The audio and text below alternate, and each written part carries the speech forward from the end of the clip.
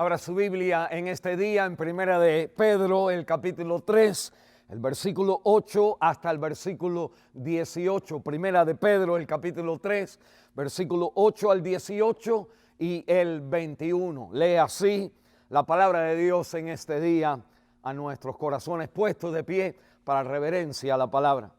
Finalmente, sed todos de un mismo sentir, compasivos, amándoos fraternalmente, misericordiosos, amigables, no devolviendo mal por mal, ni maldición por maldición, sino por el contrario, bendiciendo, sabiendo que fuisteis llamados para que heredaseis bendición, porque el que quiere amar la vida y ver días buenos, refrene su lengua del mal y sus labios no hablen engaño.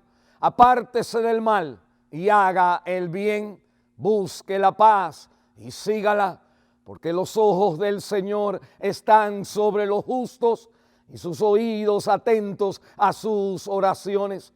Pero el rostro del Señor está contra aquellos que hacen el mal. ¿Y quién es aquel que os podrá hacer daño si vosotros seguís el bien? Mas también si alguna cosa padecéis por causa de la justicia, bienaventurados sois. Por tanto, no os amedrentéis por temor de ellos, ni os conturbéis, sino santificar a Dios el Señor en vuestros corazones, y estad siempre preparados para presentar defensa con mansedumbre y reverencia ante todo el que os demande razón de la esperanza que hay en vosotros, teniendo buena conciencia, para que en lo que murmuran de vosotros como de malhechores, sean avergonzados los que calumnian vuestra buena conducta en Cristo. Porque mejor es que padezcáis haciendo el bien, si la voluntad de Dios así lo quiere, que haciendo el mal, porque también Cristo padeció una vez solo por los pecados, el justo por los injustos, para llevarnos a Dios, siendo a la verdad muerto en la carne, pero vivificado en espíritu. El bautismo que corresponde a esto ahora nos salva, no quitando la inmundicia de la carne, sino como la aspiración de una buena conciencia a Dios por la resurrección de Jesucristo. Esta es la palabra de Dios. Vamos a orar. Padre Santo, gracias, Señor, por tu santa y bendita palabra. Y en este día te pedimos que el Espíritu de Dios hable a nuestro corazón. Quítame a mí de aquí y sé tú, Señor, Señor de nuestras vidas a través de tu palabra. Y te pedimos todo esto en el nombre de Jesús de Nazaret. Y la iglesia dice, amén. Pueden sentarse, hermanos. El Señor les bendiga. ¿Está usted contento, satisfecho con su vida? En Estados Unidos, las estadísticas enseñan que Estados Unidos recibe 1.18 de millones de inmigrantes que vienen de todos los rincones de la tierra cada año a echar su suerte en el azar del sueño americano. Todos nosotros, donde quiera que vivimos, inmigrantes que venimos a este país desde Argentina hasta Zimbabue, buscamos nosotros tener una casa, tener un carro, tener un patio, tener los hijos, tener ropa, vivir bien. Y esto es una realidad en todo el corazón del ser humano.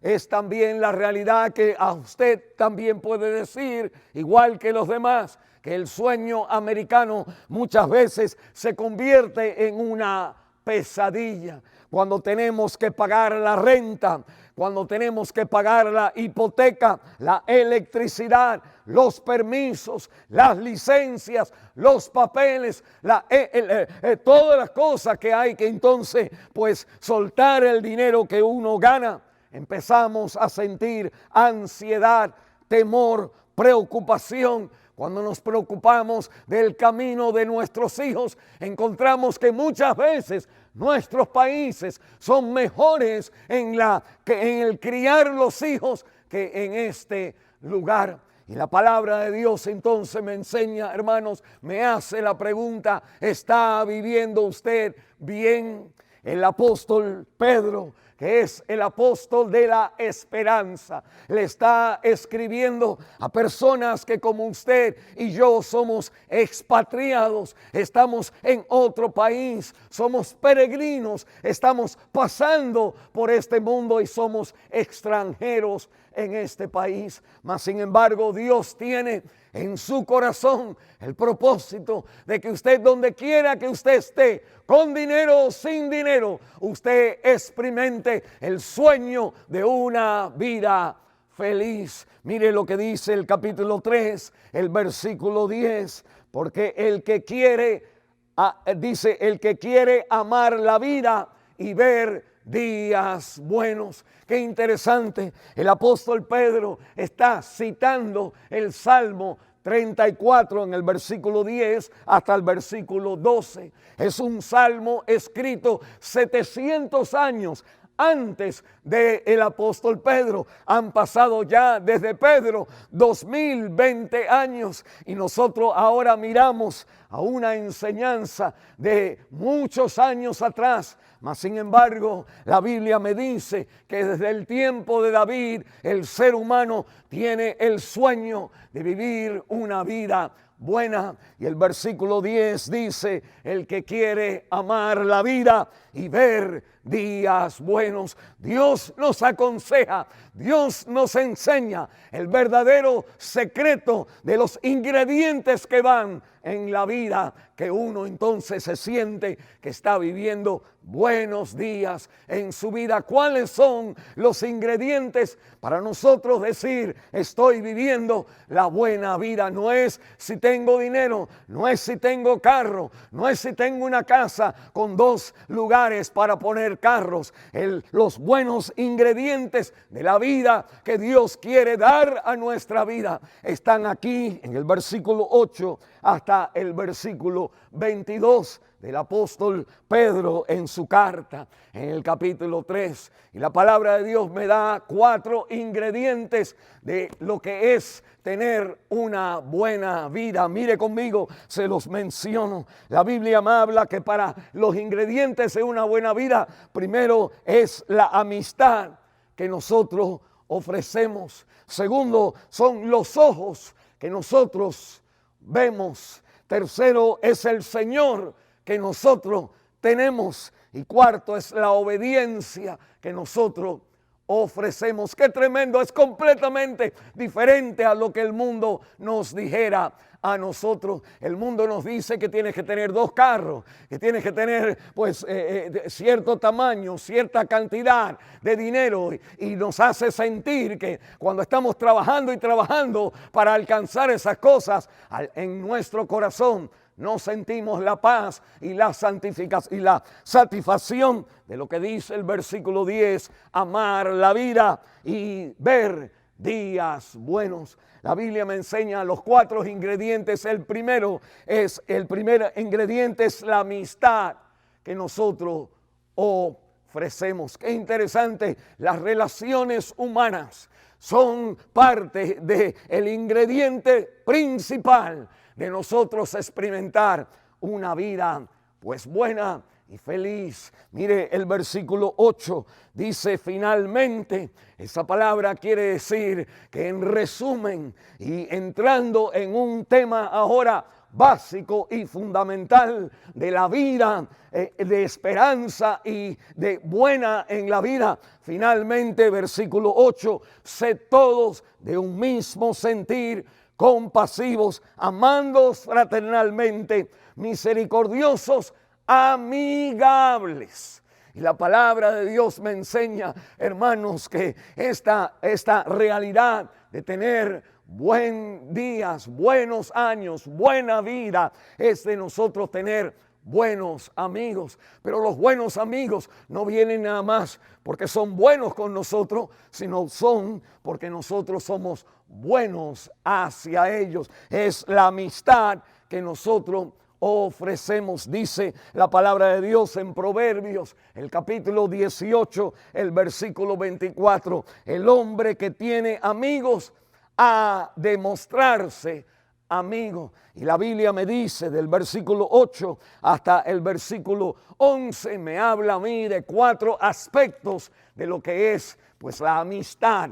de lo que es cultivar una amistad. El primer aspecto de las amistades para cultivar son las acciones que uno trae a la amistad. El versículo 8, sed todos de un mismo sentir, compasivos, amándoos fraternalmente, misericordiosos, amigables. Dios espera que lo que yo ve al venir yo a la vida, mi propósito es de hacer amigos, de ser amigable, de pensar igual que los demás, no de contradecir a los demás, no de pelear contra los demás, sino de ser compasivo y de amarnos fraternalmente. Un buen abrazo, una buena firme mano a mano. Y la palabra de Dios me dice que ese es el primer ingrediente, las acciones que uno trae. Segundo ingrediente de la amistad es entonces las respuestas o las reacciones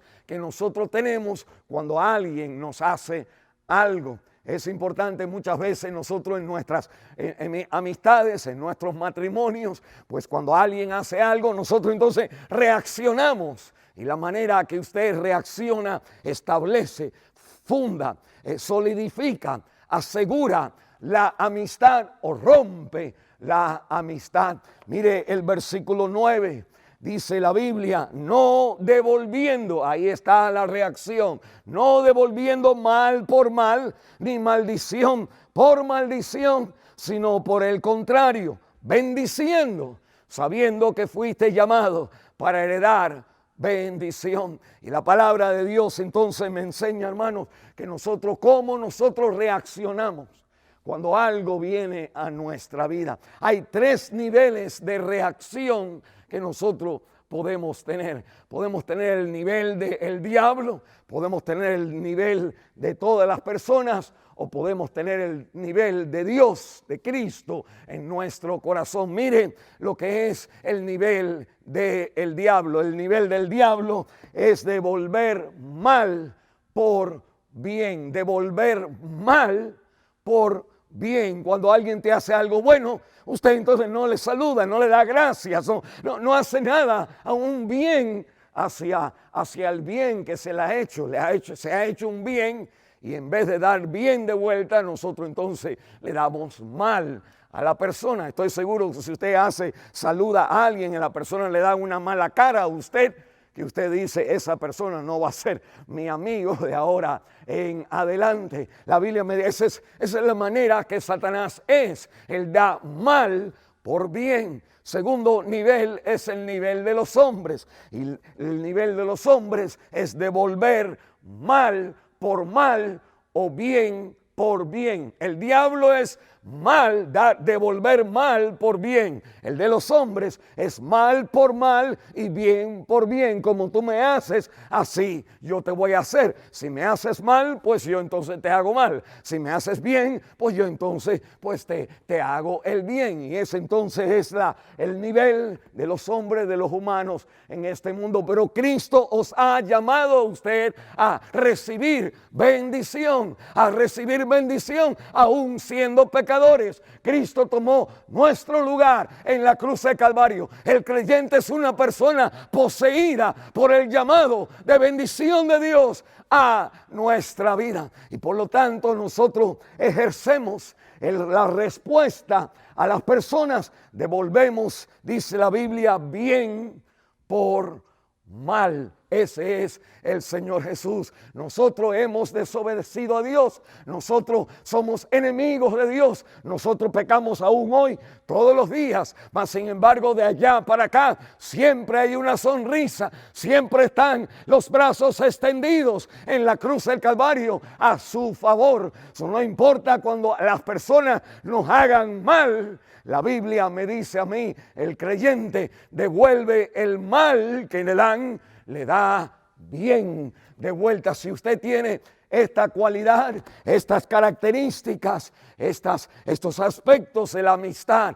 de ser amigable, de cuando le dan a usted el mal, usted regresa bien y usted va a experimentar una vida bendecida. Me dice la Biblia otro ingrediente más, o otro aspecto más de la amistad. Mire el versículo 10, es lo que hablamos, cómo hablamos, las palabras. Versículo 10, el que quiere amar la vida y ver días buenos, refrene su lengua de mal y sus labios no hablen engaños. En otras palabras, la Biblia me está diciendo que lo que nosotros decimos determina muchas veces pues la bendición o los problemas que salen en la vida. Santiago, el capítulo 3, dice la Biblia, de la lengua es como una llamita de fuego que enciende todo un bosque. Usted y yo debemos de orar todas las mañanas el Salmo 141, el versículo 3. Y ahí el rey David también dice estas palabras al Señor: pon guarda a mi boca, oh Jehová, guarda la puerta de mis labios.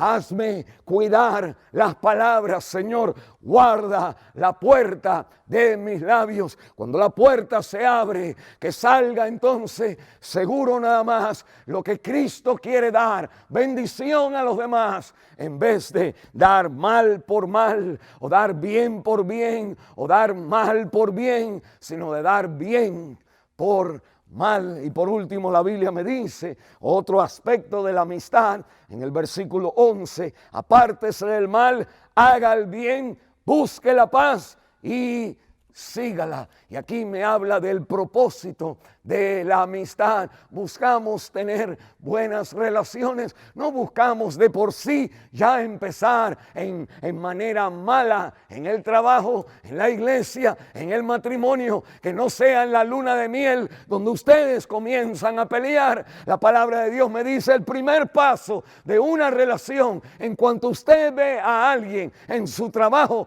no es de ver si está mal, es siempre de abrir el corazón con bendición a la persona. Ese es el primer ingrediente de una buena vida, es la amistad que ofrecemos. Mire, el segundo ingrediente de la buena vida es los ojos con que nosotros vemos. Me dice el versículo 12: porque los ojos del Señor están sobre los justos y sus oídos atentos a sus oraciones. Qué tremendo es esto, aunque quizás no nos damos cuenta. Pero mire, déjeme explicarle de esta manera lo que está diciendo este tremendo versículo. Es cuando yo crecí, quizás usted era igual, una manera que mis padres hacían conmigo, mis tíos, mis abuelos, todo el mundo hacían conmigo al estar creciendo, era decir: Albertito, te vi hacer eso.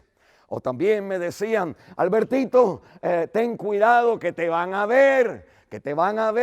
Y uno entonces va creciendo, y creo que esto es verdad en toda la cultura hispana, vamos creciendo, que es: si me ven, es que está bien o es que está mal. Si me ven, es que está bien o es que está mal. Hay personas que dicen: cierra los ojos para que no te vean.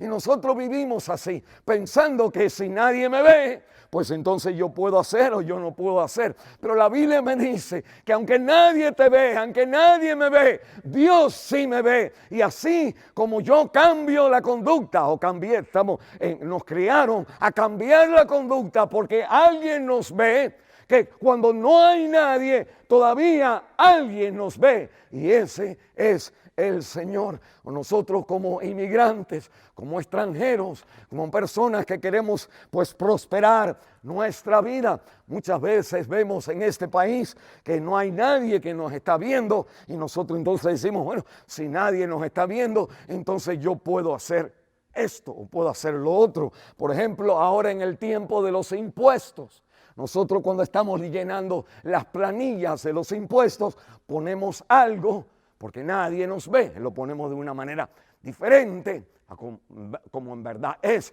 porque nadie nos va a ver. Nosotros a veces manejamos como que nadie nos ve. Una vez estaba yo en la corte, estaba ayudando a un hermano en la iglesia, pero cuando uno va a la corte aquí en Estados Unidos por tickets que le dan que le dan a una persona en el tráfico, había un señor delante de mi otro hermano y el señor va y se para delante del juez y el juez le dice, se llevó la luz roja, es una persona hispana, se llevó usted la luz roja y el hombre dijo, bueno, eran las 3 de la mañana y yo miré y no había nadie y para qué esperar la luz roja que se convierta en verde y le di y el juez agarró ese macetita que tiene y le pega y dice, usted mismo se ha declarado culpable. Y el hombre dice, ¿por qué? Si no había nadie, es porque no es que si alguien te ve, es si te llevaste la luz roja o no. Y la palabra de Dios me dice que así es la vida. La Biblia me habla en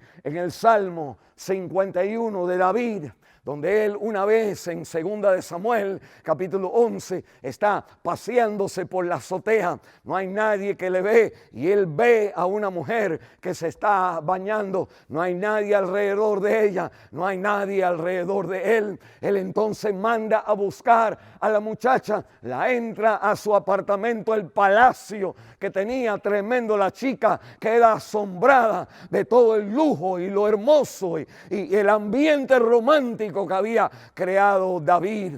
Y la palabra de Dios me dice que entonces pues él cae en pecado. Cuando en el Salmo 51 él confiesa su pecado, él dice, Señor, contra ti solo he pecado y he hecho lo malo delante de tus ojos. Aunque nadie me vio, aunque nadie conoció, aunque nadie supo, los ojos del Señor nos están mirando. Si usted quiere prosperar en la vida, hermano, si usted quiere vivir bien días buenos en su vida, la palabra de Dios es siempre acuérdate de los ojos que te ven. Recuerda que el Señor siempre nos está mirando. Tercer consejo, dice la palabra de Dios, que es entonces el Señor que tenemos. ¿Cómo nosotros vivimos la vida?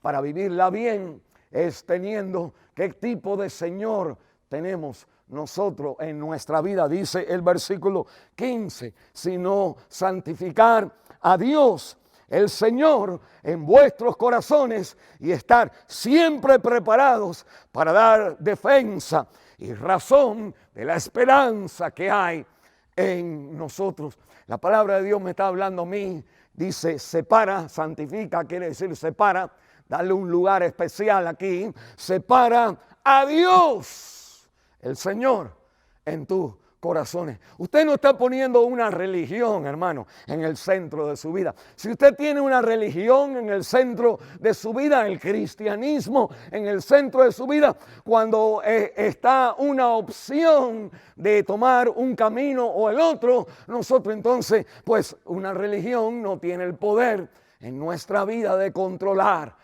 nuestra vida. Dios es el que controla nuestra vida. Cristo es Dios que murió y resucitó para ser Señor del vivo y del muerto. Y nuestros corazones lo tenemos a Él firme en nuestra vida. El Señor es Dios que controla entonces todas las cosas. Si Cristo es Dios, entonces todo es de Él. Todo viene de Él, todo lo esperamos de Él, todo es Él quien está en todo lugar y Él está en vuestros corazones. Esto es un tremendo consejo que usted siempre tiene que mantener. Cuando mi niño estaba creciendo, mi hijo Jonathan, cuando él estaba en la cuna o yo lo tenía en las manos, él era un bebé recién nacido, yo le decía, Jonathan, Jan, yo le decía, lo más importante en la vida es Cristo en el corazón.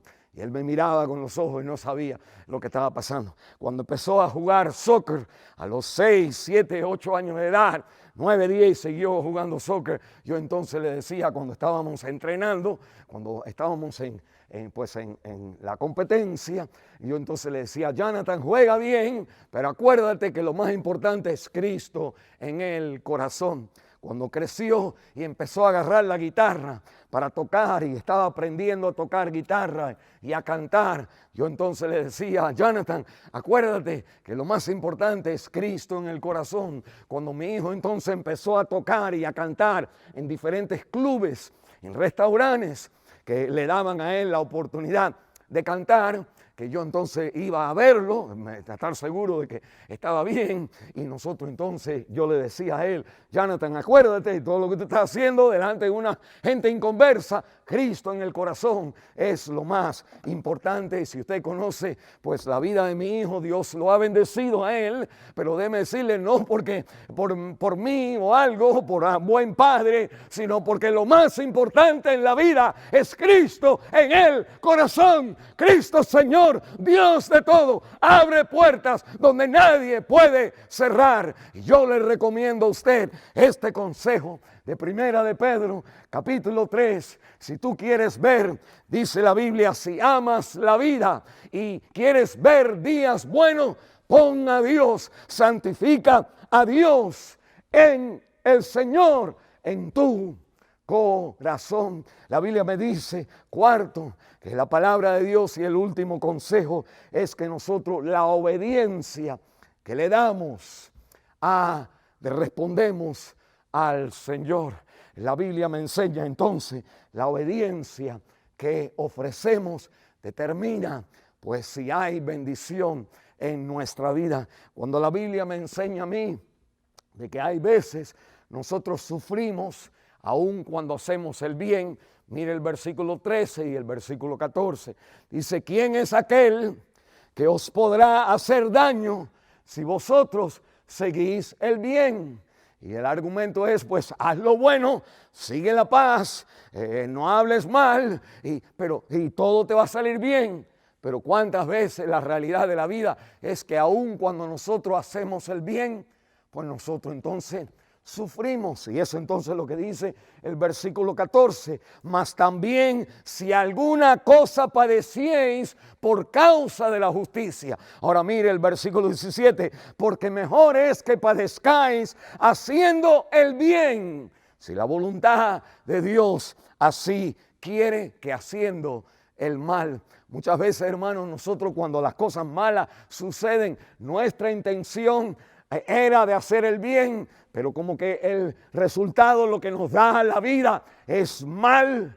Nosotros entonces decimos, pues si esto es lo que sucedió, yo entonces voy a hacer lo otro, y escojo por hacer el mal también, para seguir en la batalla de mal contra mal. Y la Biblia entonces me enseña, no, hermano, cuando la vida nos da mal, nosotros la crisis que nos viene es entonces una oportunidad para seguir haciendo el bien y responder al Señor como Él quiere. Ahí viene el versículo 18, porque también nos da el ejemplo de Cristo, porque también Cristo padeció, dice, una sola vez por los pecados, el justo, el bien, por los injustos, por lo malo, para llevarnos a Dios. Cristo siempre tiene la bendición a nuestra vida, aun cuando hacemos el mal. Y la palabra de Dios me dice, no te desanimes cuando viene el mal a tu vida por hacer el bien,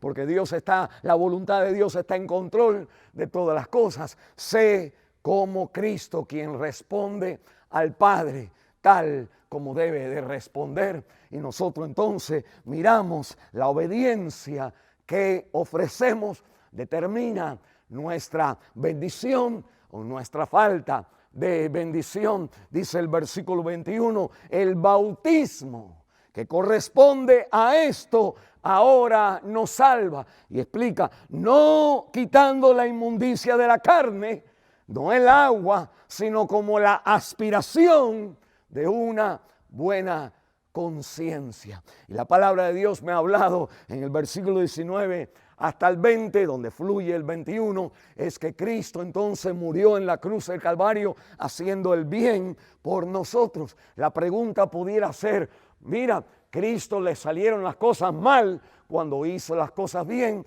pero el argumento del versículo 19 y 20 es que a Cristo no le salieron las cosas mal cuando Él hizo el bien. Cuando estaba muerto en la cruz del Calvario, en la carne, el versículo 18 al final, dice que en espíritu fue y proclamó a los demonios que estaban atados en el tiempo de Noé, donde Cristo y Dios salvó a 8 personas con el arca que Noé había edificado. Y la palabra de Dios entonces me dice que Cristo ha proclamado a los espíritus rebeldes, a los espíritus desobedientes, a los hombres que también están perdidos ya, que han muerto sin Cristo. Cristo ha declarado la victoria de Él sobre toda la infamia del ser humano. Y nos recuerda en el versículo 22, quien habiendo subido al cielo está a la diestra de Dios. A Él están sujetos ángeles, autoridades y potestades. Le fue mal a Cristo cuando Él se somete a la voluntad del Padre y en obediencia al Padre va a la cruz. Nosotros decimos, lo mataron. No, lo mataron, resucitó. Y antes de resucitar, entre el Viernes Santo y el Domingo Santo, Cristo entonces, el domingo de resurrección, Cristo fue y predicó en espíritu, proclamó a los espíritus que estaban encarcelado. Y el versículo 21, el bautismo, escuche, el bautismo que ahora nos salva. Y ahí le habla a usted, hermano, que si usted ha aceptado a Cristo y si Jesús es Señor en su corazón, que el primer paso de obediencia es de nosotros someternos a la señal y al sello que representa la muerte y la resurrección de Cristo e identificarnos a que nosotros somos de Él, por Él y para Él. Son todas las cosas en nuestra vida. Y que así como seguimos el ejemplo del Señor en el bautismo, nosotros entonces nos identificamos con la victoria de Cristo a nuestra vida. Se ha bautizado usted, todavía ha ofrecido usted la obediencia correcta al Señor. Hay muchas personas que se mantienen sin bautizarse. No se bautizan porque ignoran que el bautismo es para la persona que escucha la palabra y acepta a Cristo en su corazón. Pero muchas veces nosotros también no nos bautizamos, no solamente por ignorancia, porque ahora ya conocen, sino porque tenemos orgullo, porque decimos no voy a hacer algo que pues voy a ofender, que va a pensar fulanito, que va a decir mi papá, que va a decir mi mamá. Y la palabra de Dios te llama a que Dios va a bendecir tu vida cuando tú no miras a nadie más y simplemente miras al Señor. La palabra de Dios me dice para una conciencia, mira el versículo 21, para una conciencia hacia Dios. Usted no debe estar pensando en los demás que van a pensar. Usted debe estar respondiendo en obediencia al Señor. Solamente la conciencia hacia Dios. Ahí es donde está la bendición del Señor. Usted necesita bautizarse, usted necesita aceptar a Cristo, necesita llamarme, dejarnos saber, mándeme un email, mándeme un texto, llame por teléfono o si está en un servicio en vivo, usted viene y dice, pastor, yo me quiero bautizar, porque la buena vida, hermano, está en la amistad que ofrecemos, está en los ojos que nos ven, que nosotros vemos, el Señor que tenemos y en la obediencia que ofrecemos. Le voy a dar la oportunidad de aceptar a Cristo en estos momentos. Ahí donde usted está, cierre los ojos y ore así. Señor, gracias por morir por mis pecados. Quiero invitarte a entrar en mi corazón y salvarme. Me entrego a ti en estos momentos. Pongo toda mi confianza en que tú moriste y resucitaste, estás a la diestra de Dios Padre, y seguirte a ti es lo mejor en la vida. Ven a mi vida y sálvame. De ahora en adelante, hazme tuyo. En el nombre de Jesús de Nazaret, si usted oró esa oración, yo voy a estar orando por usted.